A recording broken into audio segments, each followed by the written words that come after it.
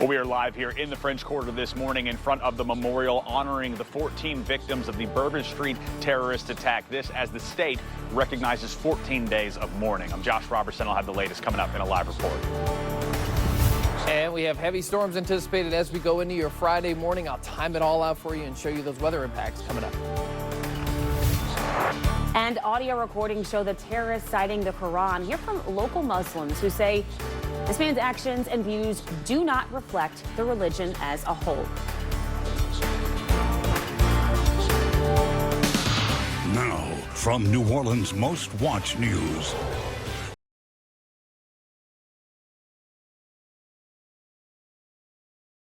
The crosses, the flowers, the stuffed animals laid on Bourbon Street, honoring the 14 dead and dozens injured in the Bourbon Street terror attack. And soon city leaders are set to open an investigation into barriers for Bourbon Street and other city streets. 6:01 on this Thursday. Good morning. I'm Kelsey Davis. And I'm Lucy Bustamante. And we have team coverage continuing as we have since this happened. But first, we have to deal with this first alert because it's another day of really cold weather. But Zach, I heard you saying earlier that you're kind of shifting to all the rain we're about to get. Yeah, the focus is now shifting away from the cold and to the storms that are coming first thing tomorrow morning. I do want to point out, look, if you're about to get out the door, you're about to send the kids off to the bus stop, it is still another cold morning. 20s are getting widespread north of the lake, 29 Bogalusa, 29 Hammond. South Shore, no freezing numbers. We're getting a nice lake influence this morning. We're still sitting there at 38 degrees at the airport. Homa is 37. But the attention is shifting to the first alert for tomorrow morning, a stormy start to your Friday. We're going to get a quick downpour, 1 to 3 inches possible, maybe a few spots getting a little more than that, and winds are going to be gusting to tropical storm force. Yes, we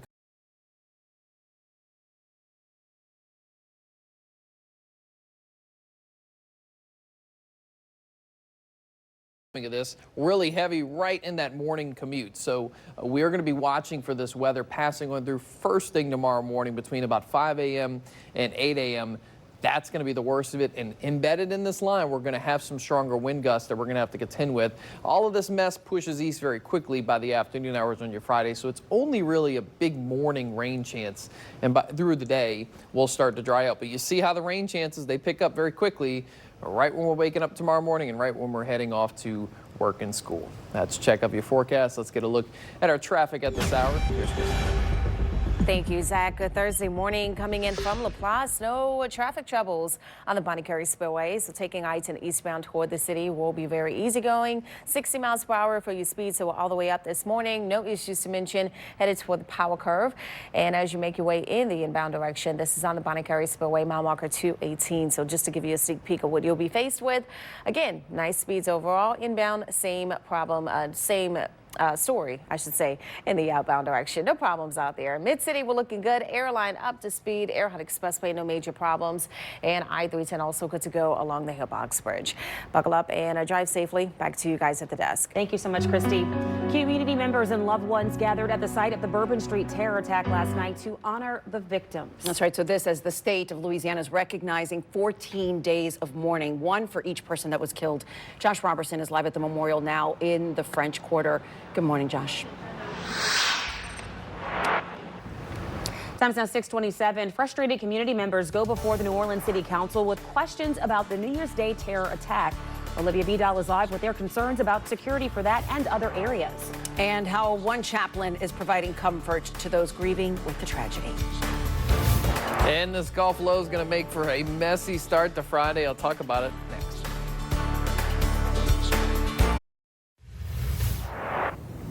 The City Council is expected to start its investigation into the security failures in the French Quarter following last week's terror attack. I'm Olivia Vidal with a live report coming up. And a third suspect is still on the loose after the shooting and killing of a Michoud store owner last week. A look at the vigil that just happened for the beloved owner.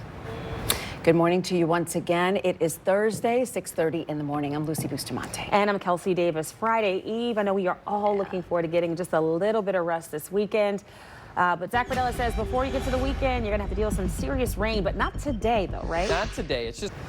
All right, still to come, we're honoring the victims of the terrorist attack throughout the week and the coming days. Josh Robertson is going to join us live from the memorial. And today is the special day for Nakaira Dado.